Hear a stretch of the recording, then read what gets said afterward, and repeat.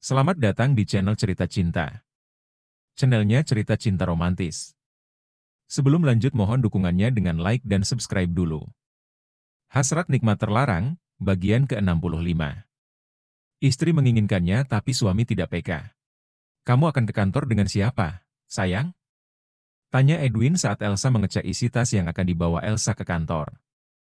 Elsa menghentikan aktivitasnya, lalu menoleh kepada suaminya yang sudah berpenampilan rapi. Sendiri juga tidak masalah, Mas. Tapi, bagaimana kalau ada yang mengganggumu? Apalagi, kamu sedang hamil. Elsa tersenyum. Kamu tidak perlu berpikir yang negatif, Mas. Insya Allah aku baik-baik saja. Lelaki yang mengenakan kemeja panjang coklat tua itu masih belum bisa berpikir positif, karena khawatir bila Elsa pulang dan pergi sendiri. Elsa melangkah mendekati Edwin, lalu mengalungkan tangan di leher lelaki itu. Kamu tidak perlu khawatir, Mas. Aku dan calon anak kita akan baik-baik saja. Kamu jangan lembur ya. Edwin menatap Elsa penuh harap. Aku tidak janji. Atau kamu pulang dan pergi dengan taksi online saja, ya? Elsa berpikir sejenak. Saran suaminya ada benarnya juga, daripada Edwin merasa khawatir dan terus berpikir yang negatif. Elsa mengangguk seraya tersenyum. Hal itu membuat Edwin bisa bernapas lega. Terima kasih, sayang. Edwin melingkarkan tangan di pinggang Elsa. Terima kasih juga sudah khawatir, Mas. Dua insan itu saling menatap. Perlahan Edwin memajukan wajah, sedangkan Elsa memejamkan mata. Saat tepi mulut mereka akan berlekat, dia mengetuk pintu kamar itu. Mama, Papa, kenapa belum keluar? Ayo sarapan. Edwin dan Elsa menoleh ke pintu kamar, lalu menyahut, iya, sayang. Ayo. Dia mencoba membuka pintu, tapi sayangnya pintu kamar itu dikunci. Mari, kita sarapan. Nanti kita lakukan itu setelah pulang bekerja saja. Edwin melepaskan rangkulannya. Sabar ya, Mas, Elsa tertawa kecil. David pergi ke kediamannya Gio bersama 3 orang pengawal pribadi. Di sana, Noval dan Gio sudah menunggu kedatangannya. David merasa tidak sabar ingin segera mendapatkan rekaman itu, sedangkan Gio merasa tidak sabar ingin mendapatkan uang yang diminta kepada David. Gio yakin, David akan memberi uang dan perlindungan kepadanya. Salah seorang pengawal mengetuk pintu. Lalu, pintu itu dibuka oleh Noval. Noval mempersilakan David masuk karena sudah ditunggu Gio. Silakan duduk, Tuan, ucap Gio. David mengangguk, lalu duduk. Apakah Tuan membawa uangnya? Gio menyipit. David menyuruh Henry, salah seorang pengawal untuk mengambil amplop coklat di tas kerjanya yang dibawa oleh Henry. Henry mengulurkan amplop coklat itu. Ini Tuan. David mengambil amplop coklat itu, lalu memperlihatkan isinya kepada Gio. Mata Gio berbinar-binar melihat uang yang ada di dalam amplop coklat itu. Ingin rasanya dia segera memiliki uang itu. Mana rekamannya? Lalu, bagaimana dengan perlindungan yang Tuan janjikan? Kamu bisa meninggalkan tempat ini dan tinggal di salah satu rumah di daerah lain, atau ketiga pengawal itu akan menjagamu di sini. Gio menimbang hal apa yang harus dipilih. Saya akan tinggal di tempat lain terlebih dulu, karena Nyonya Zivana pasti tidak akan terima bila rahasianya terbongkar. David mengangguk. Saya setuju. Kalau begitu. Gio menatap amplop coklat yang dipegang David seraya tersenyum. Dengarkan dulu kepada saya isi rekamannya. Apakah Tuan tidak sedang mencoba merekam pembicaraan kita? Gio menatap David penuh selidik. Untuk apa saya berbuat curang? Saya akan memutar isi rekamannya asalkan uangnya Tuan berikan dulu. David meletakkan 100 juta rupiah di meja. Putar dulu sebagian isi rekamannya agar saya yakin kamu tidak berbohong. Gio menatap uang yang kini berada di hadapannya. Uang yang begitu menggiurkan dan ingin segera diambilnya. 50 juta lagi, baru akan saya putar setengah dari isi rekamannya. Noval merasa kesal kepada Gio yang dikiranya sedang memanfaatkan keadaan. Gio yang Noval kenal dulu, tidak seperti itu. David meletakkan 50 juta di meja. Sigap, Gio mengambil uang yang ada di meja seraya tersenyum bahagia. Cepat putar rekamannya. David menatap tajam Gio. Sabar Tuan. Gio merogoh ponsel di saku celana jeans. David benar-benar merasa tidak sabar ingin segera mendengar isi rekaman itu. Karena bila benar, maka dia bisa segera membongkar kejahatannya Zivana dan tidak perlu terus bersandiwara dengan wanita itu. Gio memutar isi rekaman itu, tapi hanya setengahnya. Setelah itu, dimatikan. Setengahnya lagi akan diputar bersamaan dengan sisa uang di amplop itu. Gio menunjuk amplop coklat yang dipegang David dengan dagunya. David meletakkan sisa uang itu di meja. Saat Gio akan mengambilnya, David dengan sigap memegang amplop coklat itu dengan tujuan menghalangi tangan Gio. Putar dulu, lalu kirim kepada saya. Baru kamu bisa mengambil uang ini. Gio berdecak kesal, tapi dia tidak ada pilihan lain. Akhirnya, dia memutar setengahnya dari isi rekaman itu. Wanita sakit jiwa. Umpat David setelah mendengar isi rekaman itu. Uangnya, Tuan. Kirim dulu.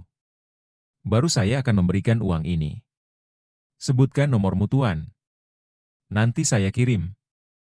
David memberitahu nomor ponselnya. Lalu, Gio mengirimkan isi rekaman itu. Setelah menerima satu pesan dari nomor baru yang berisi rekaman, David segera memutarnya untuk memastikan Gio mengirim rekaman yang dipintanya. Gio langsung mengambil uang di meja. Matanya berbinar-binar saat uang 300 juta rupiah berada dalam genggaman. Kalau kamu akan pindah, pergilah dengan ketiga pengawal saya karena saya sudah menyiapkan tempat untukmu. Terima kasih, Tuan. Gio berkata tanpa melihat David karena tatapannya tertuju pada uang itu.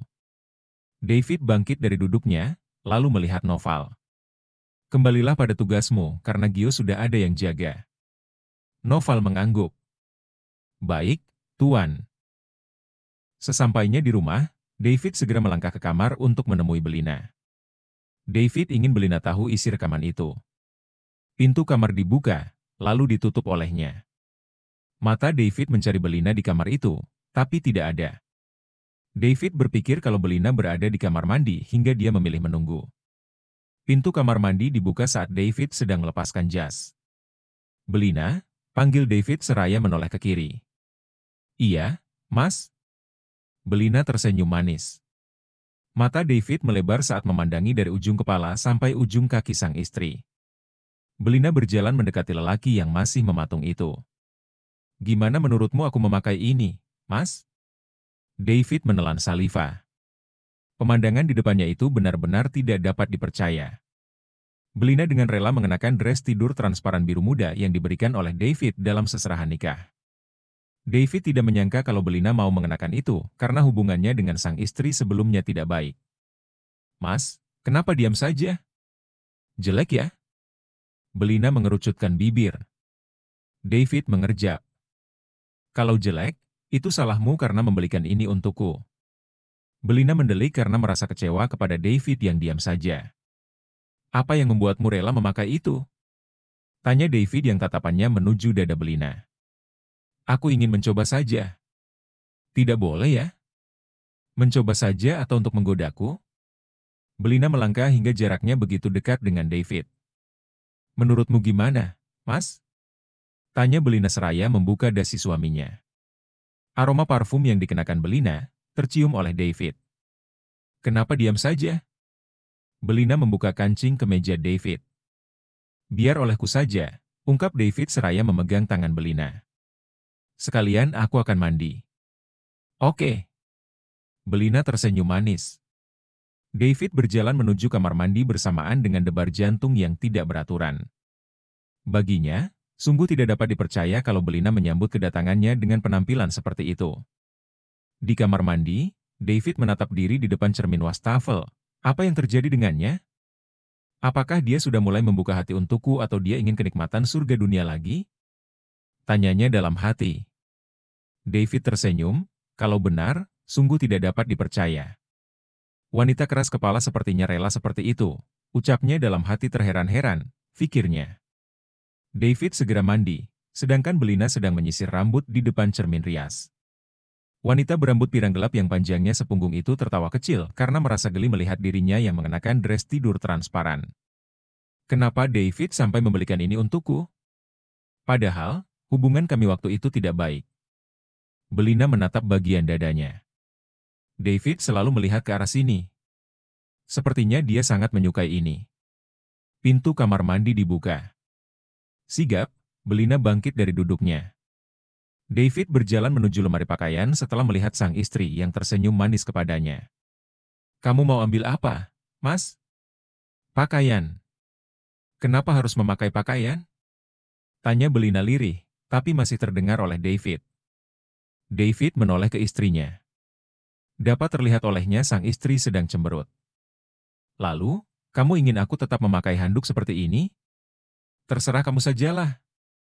Belina membuang napas kasar, lalu melangkah menuju ranjang. "Bicaralah yang jelas. Agar aku mengerti." Belina membaringkan diri di ranjang dan tidak menanggapi perkataan lelaki yang hanya mengenakan handuk putih itu. "Hei, kenapa kamu diam?" Belina melihat David sekilas, lalu menarik selimut sampai menutupi leher. "Terserah kamu saja.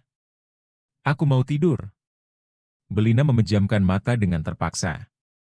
Apakah wanita itu memang suka berbicara yang tidak jelas? Kamunya saja yang tidak mengerti. David teringat kalau dompet dan ponselnya masih di kamar mandi hingga dia kembali ke sana. Belina melihat David dengan merasa kesal. Kenapa dia ke kamar mandi? Kenapa tidak ke ranjang saja? David keluar seraya membawa dompet dan ponsel, lalu menuju meja untuk meletakkan dua benda itu. David akan memberitahu Belina mengenai rekaman itu, tapi ditunda karena dia berpikir sang istri sedang marah. Dasar suami tidak pengertian.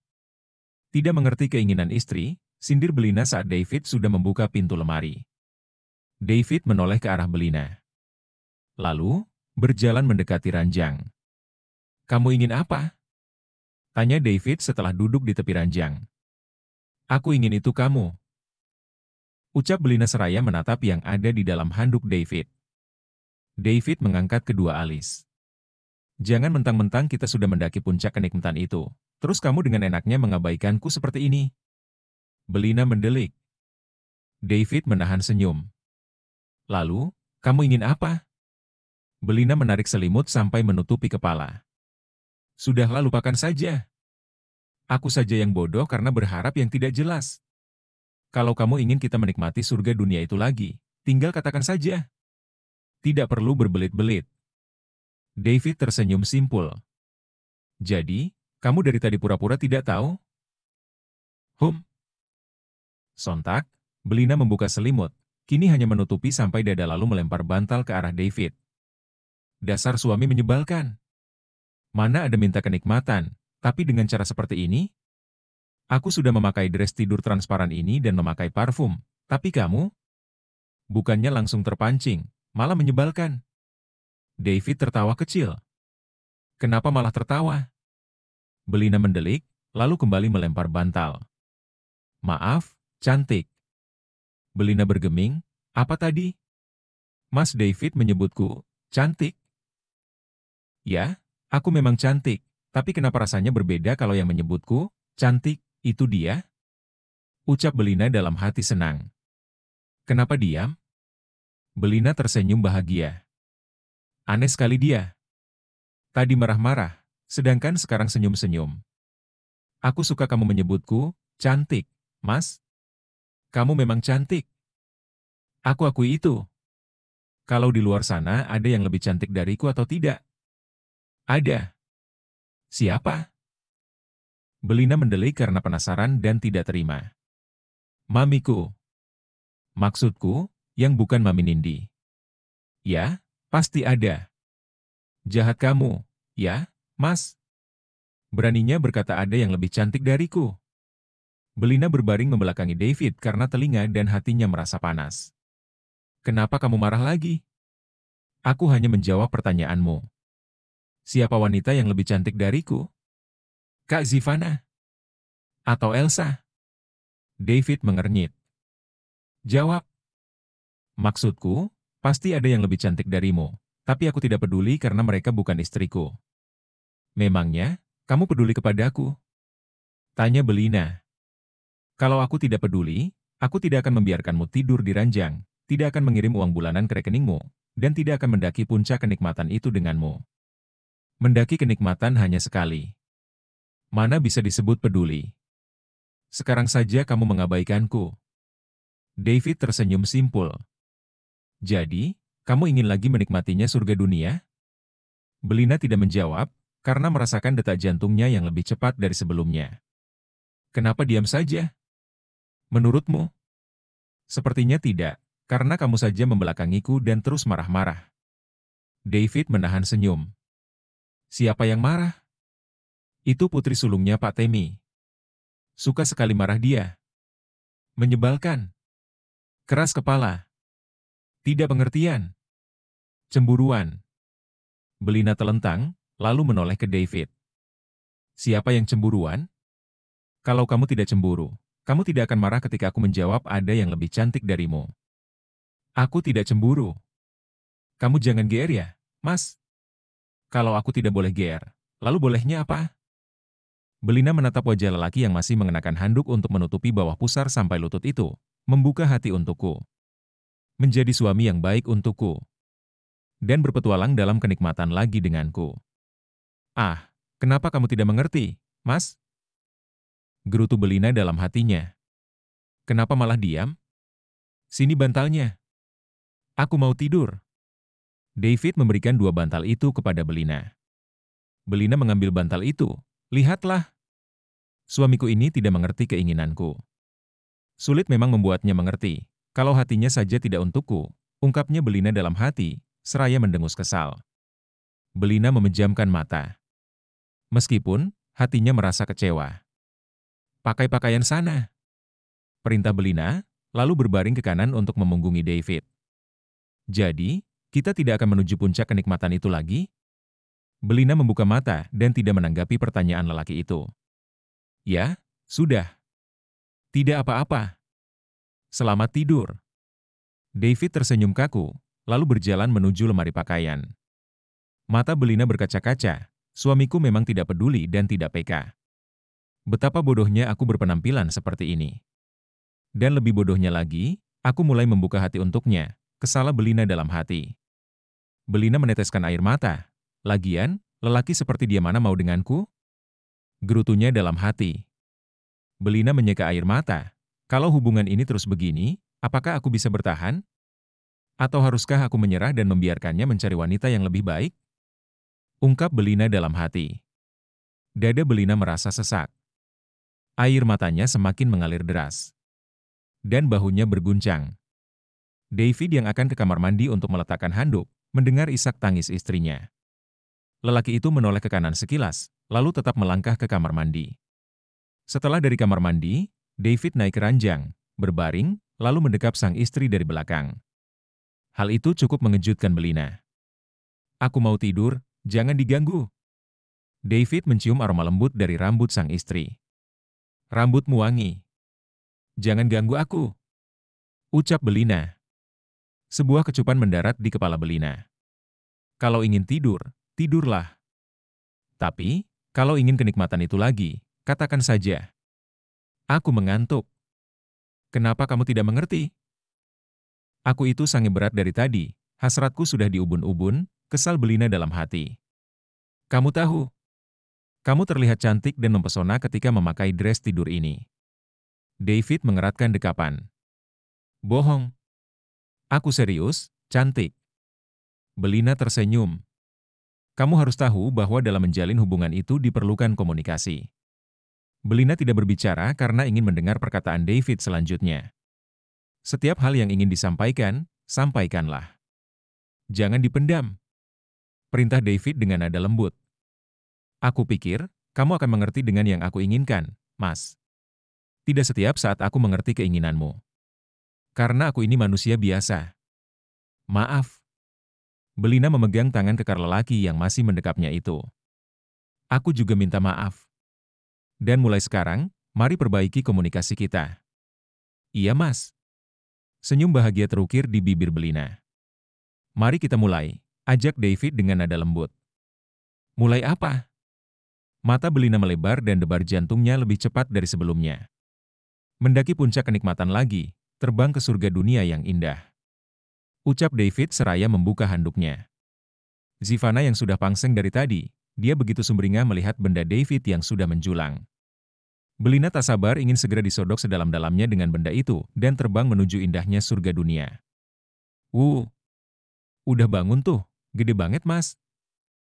Aku langsung masukin saja ya, sudah gak tahan nih, ucap Belina kegirangan. Bersambung.